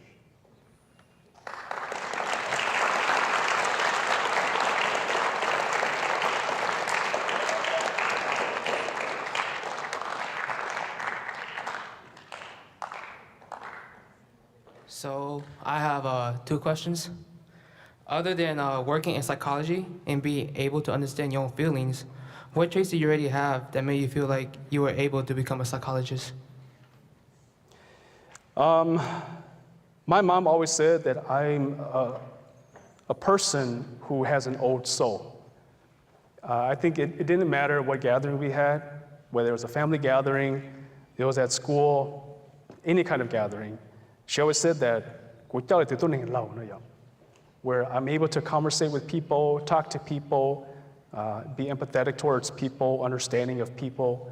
And I think I didn't really believe that as a kid. I just wanted to be a kid when I was younger. I just wanted to play my cousins and do all that. But at the same time, she also said that she notices that there were moments where I sat with the older folks and have a conversation with them and be understanding, where I sat with my peers and also talk with them in a different way that she saw. I didn't believe it, but as I got older, I realized this is a trait that, whether I want to run away from it or not, and this is the part where I was saying, embrace your identities, embrace yourself. When you take on these parts of yourself that makes you who you are, then you start to notice, I am, I can. And I think that's what allowed me to become a psychologist today.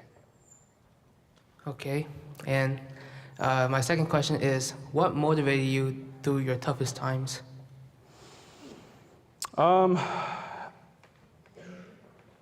You know, life is all about failures. Life is all about struggles and challenges. I think one of the hardest times for me was my doctorate program. When I said that, I felt like I went through it alone. It was the hardest moments of my life, the hardest 4 years. You know, the reason why I say it's hard is because the very first day that I had class in my graduate program, I was supposed to go to class, but my wife comes up to me and she says, "We gotta go." I said, "Yeah, we gotta go, we gotta get going." She says, "No, we gotta go." She was pregnant with our 4th child. Yeah, I know, right? So I emailed my teacher right away, "Hey, I can't come to class. I'm extremely apologetic. I can't come tonight. I gotta go to the ER. My wife and I are having a baby." So while I was in my doctorate program, I was also a full-time dad, raising 4 kids, age 4 and younger. I was still working at the time, was full-time as well, paying for bills, a full-time husband, full-time son, a full-time friend, all of these different parts that are being pulled in all sorts of directions.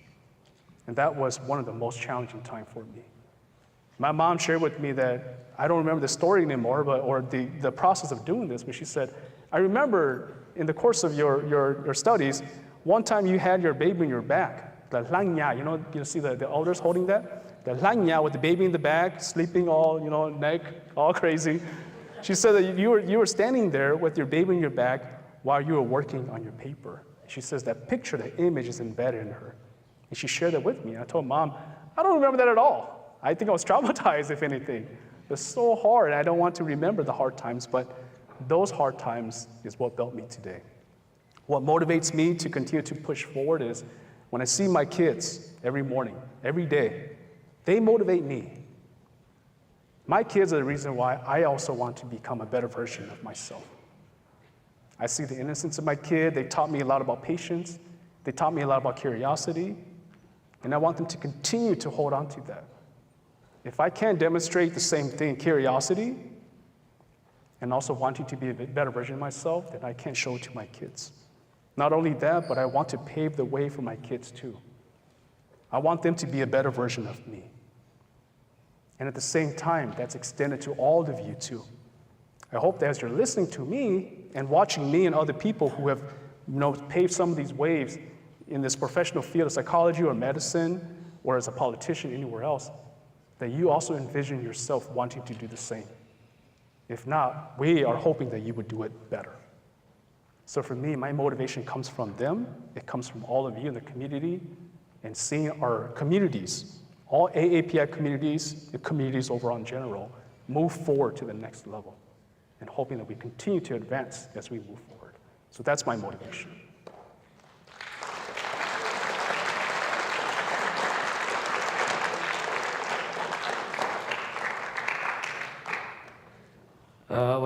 What's a proverb you think everyone could understand? There's so many to choose from.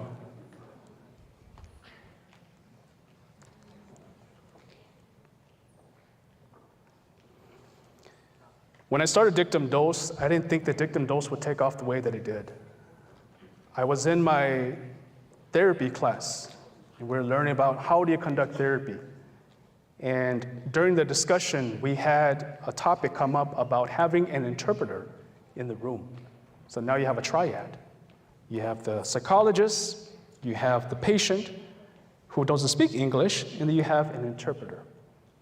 And as we're talking, I'm thinking to myself, this is interesting, because if I were the interpreter and I interpreted everything that my mom was saying verbatim to the clinician, that would be a disaster. Because if my mom's over here, if she would say something like, oh,有中葫芦有龙骨气路, and I interpreted that directly what she said to my clinician, oh, she said you could take a wrong step and take a step back and you're fine. But if you misspeak, it doesn't work. It wouldn't make any sense. Or something that I hear a lot too is, you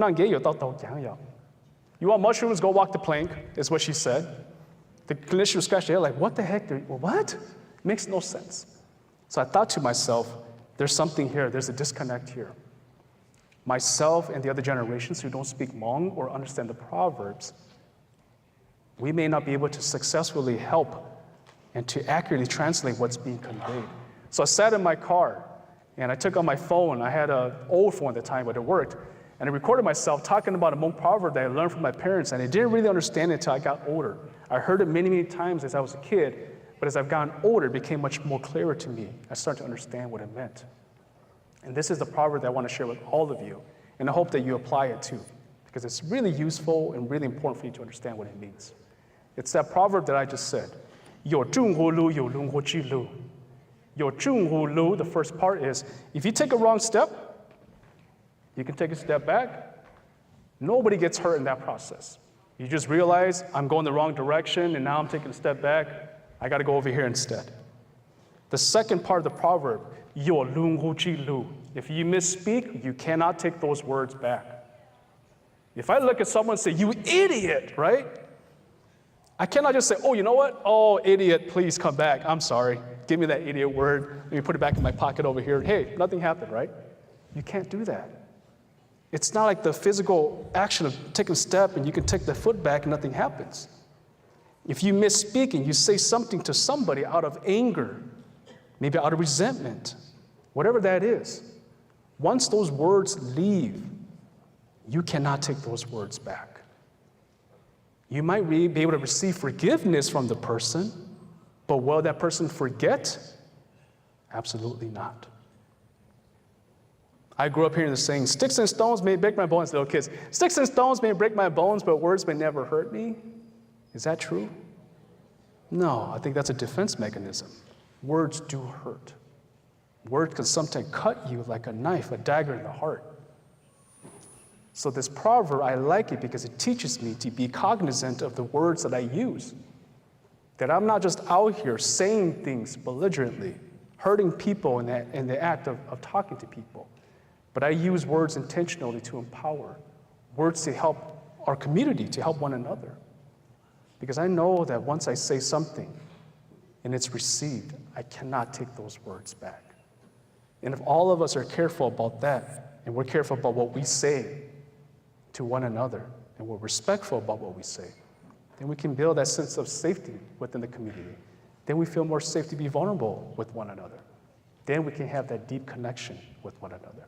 So that's one proverb that I really, really like.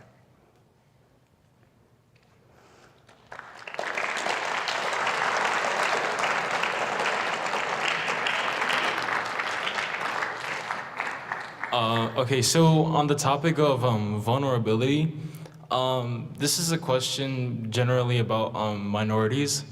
And so in recent media, there have been like films, shows, and stuff like that portraying minorities discussing about mental health.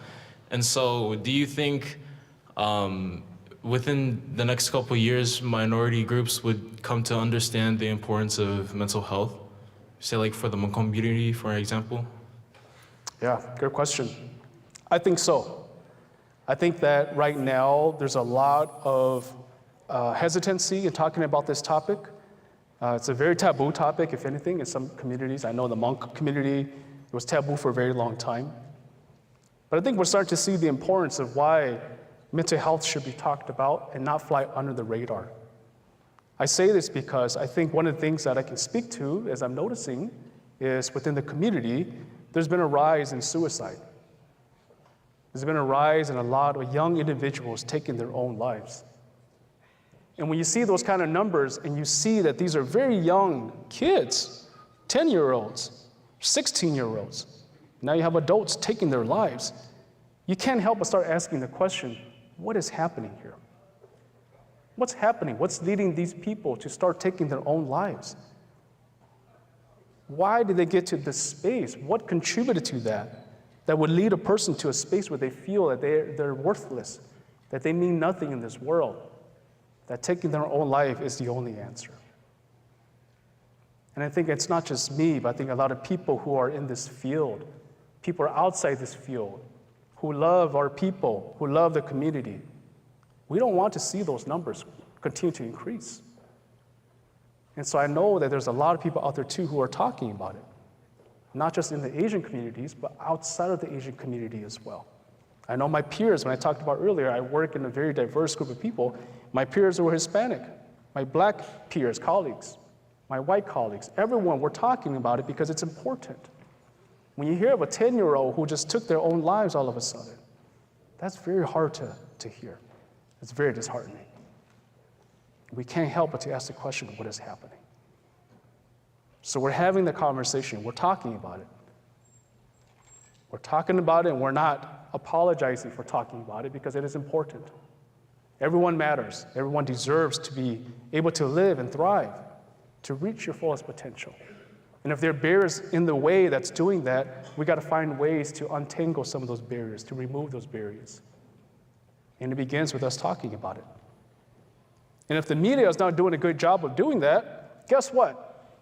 We have social media now that moves pretty quick. So my channel, DICTUMDOSE, I talk about it a lot. I've seen other channels as well that talk about it. The more we talk about it, the more we highlight it, the more it becomes comfortable to address. And that's what I hope to see. It's not just the minority communities, but all communities talking about it because it is important. Your lives are important, everyone's lives are important. Thank you for asking.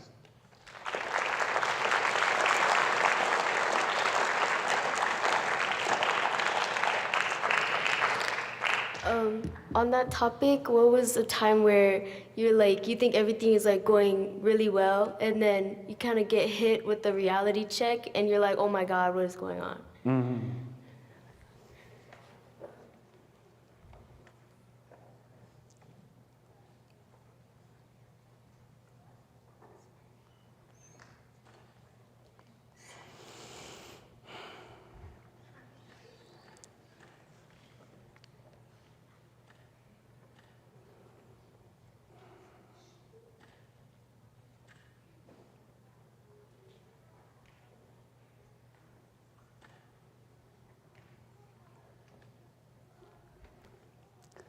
Does anybody know somebody or have a family member or somebody who took their own lives?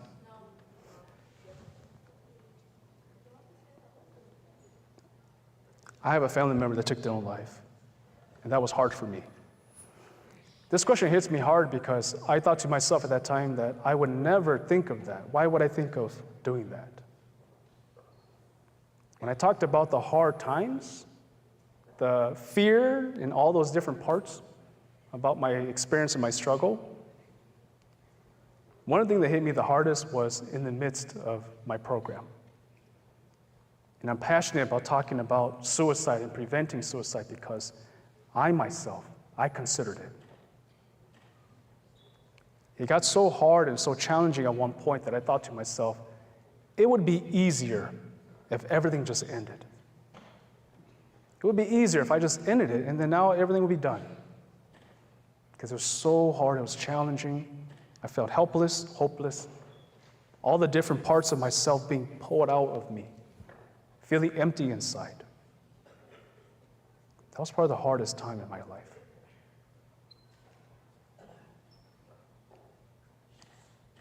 But I overcame that. I think I refound myself. I reclaimed who I was because of the people around me. I think God gave me a new chance at life to reclaim my purpose again and understand why I'm here. And that allowed me to see myself in this different light, to remind myself that I serve a purpose, I serve a goal. I did get lost as a result of all these different parts pulling me. But when I found myself again, through the people that love me, the people that surrounded me, my family, my friends, my spouse, my God, I was quickly reminded that I have a purpose. And as hard as it is, through the storm, I will come out a new person. And it's exactly what I did. And these are challenging moments.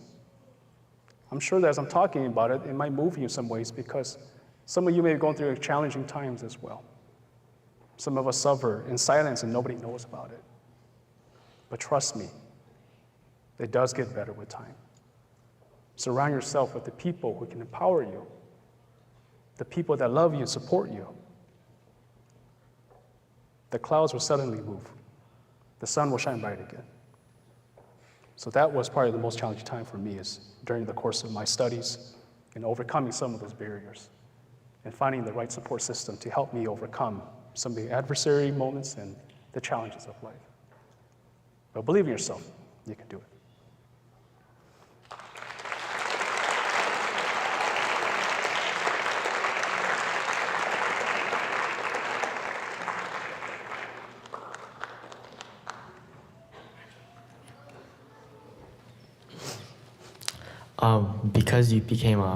Because you pursued in psychology, what do you truly desire? And do you desire peace in the world? Gosh, you hit it right on the nail. Yes, I do desire peace. My kids always ask me, like, Dad, if you could have one thing in this world, what would you want? And it became a canned answer. I always answer my kids, I wish for world peace. I wish there was peace. But I think what brought me here, I think that's more important than why did I choose to become a doctor. And I think those world peace and becoming a doctor, they go hand in hand. I'm sure a lot of you either had this experience before or you will have this experience in the next few years, where you might be on stage and someone's going to give you the mic and say, what do you want to be when you grow up, right? And then kids might always respond, oh, I want to be a doctor. I want to be a lawyer. I want to be a politician. I want to be an engineer. I want to be a nurse. I want to be a firefighter. All these different answers of different occupations. And while that may be great, to me, when I hear that, it's inspiring. I also hear that that's a destination. And if that's a destination, when you reach it, now what? For example, if you want to be a doctor, the day you receive your diploma and you are a doctor, now what? You've reached your destination. A better question to ask is a question that I heard Barack Obama said, and he said, instead of asking that question, how about we ask the question to our young kids, what is it that you hope to contribute to society, to improve the world? That's a much better question. And if the answer is, I want to cure cancer, then that is your purpose, that is your goal, that is your passion. And along the way, as you are working towards curing cancer, guess what's going to happen? You might end up being a scientist. You might end up being a doctor. And those occupations, they're merely a byproduct of you pursuing this goal of curing cancer. For me, world peace is that. I hope to achieve that. Of course, it's not that easy. But the doctor degree and become a psychologist is a byproduct of that. It's not my destination. If anything, it's a stepping stone to my purpose and my goal, is to achieving this peace that we're looking at here. Helping people understand one another, wanting people to be authentic in themselves. And along the way, as I'm doing this, the doctorate degree just happened to also be a byproduct of that. So I throw that back at you too. What is it that you hope to contribute to society? What is it that you hope to put out there to improve the world? And if you end up becoming a doctor, a police officer, a politician, a nurse, whatever that is, it'd be that byproduct that we're talking about. But your passion, your goal is still there. So that every day when you wake up, you're not snoozing the clock. You wake up, you feel ready to pursue that passion of yours, to pursue that purpose, that goal that you set for yourself. Thank you for asking the question.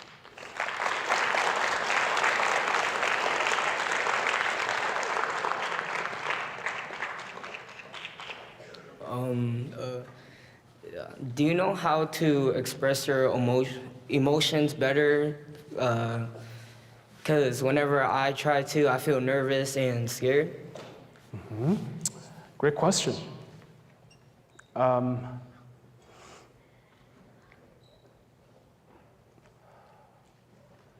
To express our emotion, I think that's something that's innate in us. I don't think we need any kind of teaching to be able to do that. You think about a newborn baby, right? Did anyone teach a baby how to cry? No. I have 4 kids. I've witnessed this. The moment the kid comes out, guess what? Cry right away. If anything, the doctors, that's what they're listening for is, we want to hear this baby cry. The moment this baby comes out. No one taught this baby how to cry. Baby comes out, the baby's not crying, something is wrong. We need attention right away. But the baby comes out, baby's crying, whew, the doctors are relieved. As parents, we are relieved to hear that cry. So our emotions, they're innate. You don't need any teaching. If I'm upset, I might be kicking stuff. If I'm super upset, throwing stuff. If I'm sad, I'm gonna feel it. If I'm excited and I'm happy that I caught a Charizard CP4000, I'm gonna shout, I got a Charizard over here. And then a flood of kids will come next to me, right? But these emotions that we experience, that we have, they're innate. They're genuine. They come up naturally. It's our natural instincts. It helps us to survive. How we express it, along the way, we tend to close up those expressions, those emotions. Like I said earlier about being stoic, maybe we're taught to be more stoic in some ways. Or maybe the message we get is, as a boy, I work with a lot of boys and men, boys shouldn't cry. If you cry, you're weak. So all these different messages, now suddenly we start thinking, oh, I shouldn't cry. And I'm standing here at a birthday party and I'm excited, I'm happy, I want to cry, I feel my neck start to swell, I feel my tears starting to come, I'm like, nope, go back in. My stomach's starting to turn, and I'm suppressing it. But to express our emotions is we have to unlearn some of these things that created that barrier in the first place. For example, the crying part. Naturally, as a baby, we come out, we all cry. But over time, how come all of a sudden we stop crying? Either we learn how to do it, or either we lost the emotions because of maybe head trauma or something. We lost the sensory motors. But to fully express it, we also have to understand first, what emotion is it that we're experiencing? Sometimes we confuse them because we suppress them so much. Maybe I'm feeling sad, or maybe I'm feeling angry. I'm not sure. Sometimes we express a lot of anger, and when I work with people, you know what I find out? That anger is a second layer to what they're really experiencing. What they're really experiencing is not anger, it's sadness. That sadness they weren't sure how to experience that or how to process that, and it became anger. And maybe anger is much more accepted in society in some ways, or culturally. So I think it's important for us to understand what's happening first. And we have to be able to be honest with ourselves. If I'm feeling anxious, I gotta be honest with myself. Yeah, I'm feeling anxious. Here's a hard one that I recently had a conversation with a lot of folks is, if you're feeling jealous, admit it, that yeah, I do feel jealous. I think that's the hardest one to do. All these different emotions that we experience, the first step is we have to be honest with ourselves. When we're honest with ourselves and we allow ourselves to experience it, then what we put out, we know. Then what we put out, we realize it's quite natural, it's okay. So we have to first be able to identify it. That's not in your stomach, no, it's not gastritis, it's anxiety. The anger that you're putting out there, is it really anger? No, maybe it's not. Maybe it's because my mom died and I was sad and no one helped me process my grief. And eventually, that feeling like no one helped me process my grief turned into anger, but deep down inside it was sadness at first. So we gotta be honest with ourselves to understand what's really happening emotionally and allow that to be experienced. And then we can express it. And sometimes, again, it doesn't need teaching. We don't need to be aware of it. If you're at a graduation ceremony and it's making you feel like you want to cry because you're so excited, allow it to exist. It's what makes us human. We're not robots. Thank you for asking.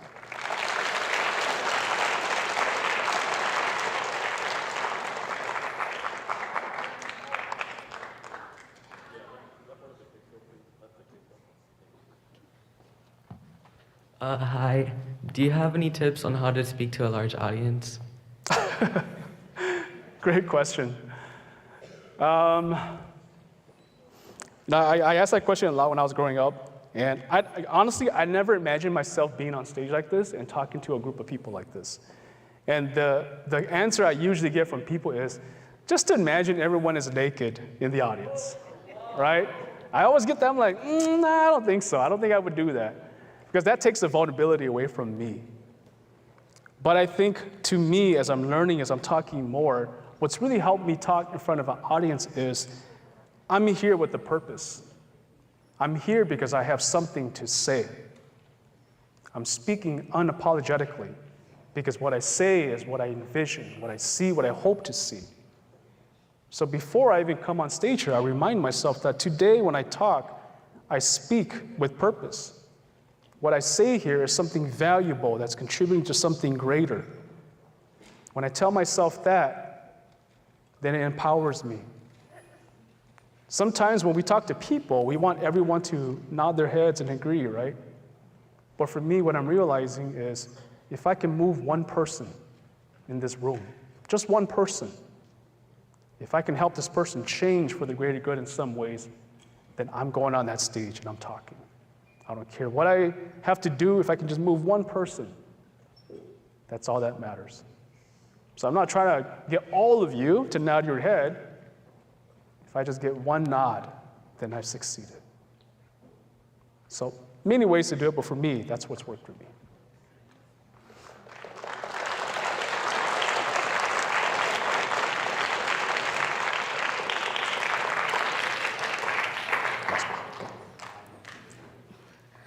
Do you have somebody that inspires you or someone that you're extremely grateful for? Oh, yes. I'm going to say my mom. And Oh.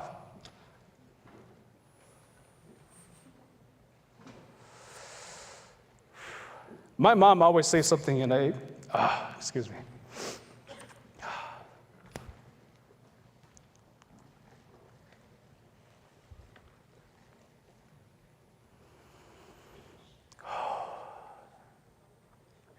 When I have conversations with my mom, there's something that she always says, and I'm like, if only I can find a way to stop that. My mom would always say, she and I would have a conversation. We'll talk about some things that are very deep, something personal, something that, we can help to improve. My mom would always say to me,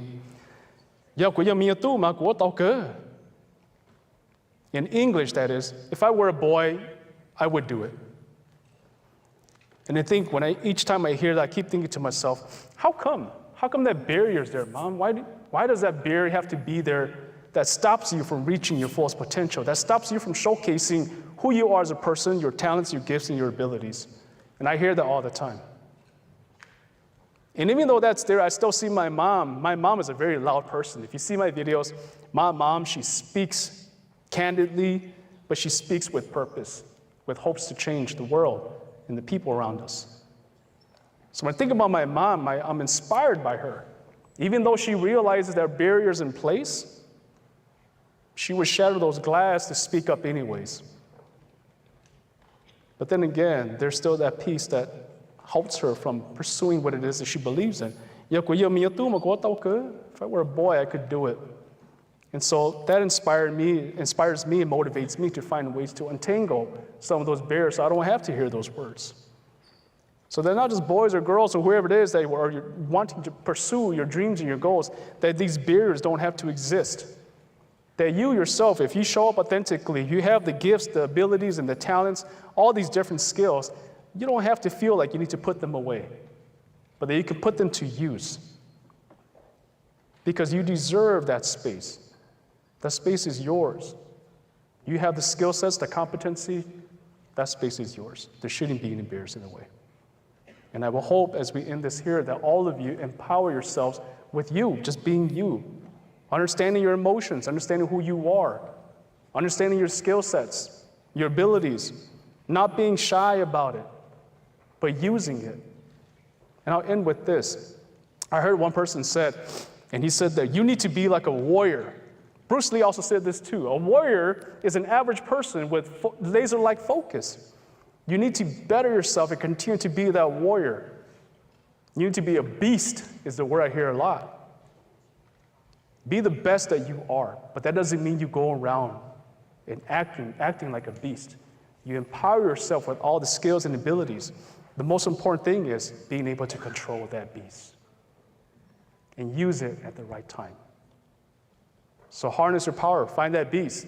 I know it's in you, all of you. Continue to be yourself, continue to be you. Thank you.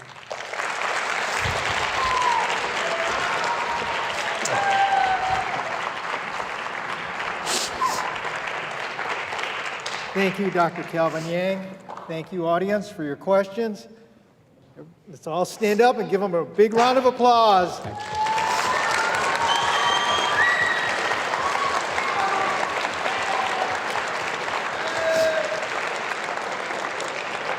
So I know we're ending the end of our event, but we do have one more performance for you guys. And this last performance will be performed by NTXHAIS DEJ ZAG. So help me welcome the group to the stage.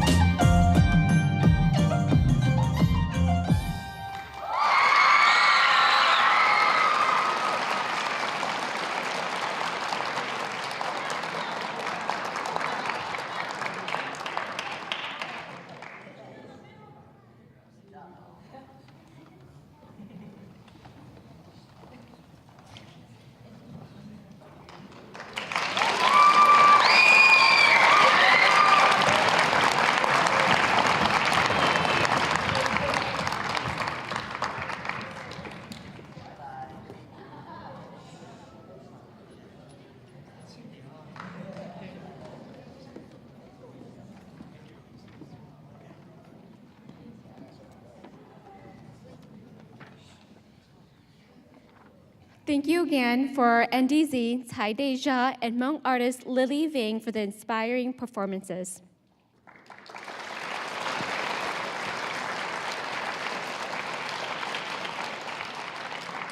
And a thank you to our speaker, Dr. Kelvin Yang, for sharing his time and insights today.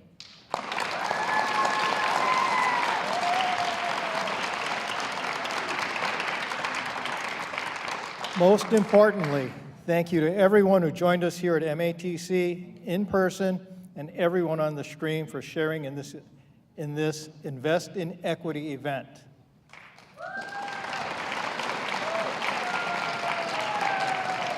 On behalf of the MATC Asian Affinity Group, we hope you all continue to celebrate the Asian, Asian American, Native Hawaiian, and Pacific Islander communities and cultures throughout the year.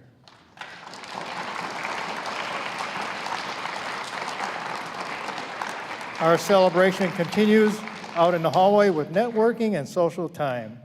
Thanks so much again for joining us. Thank you.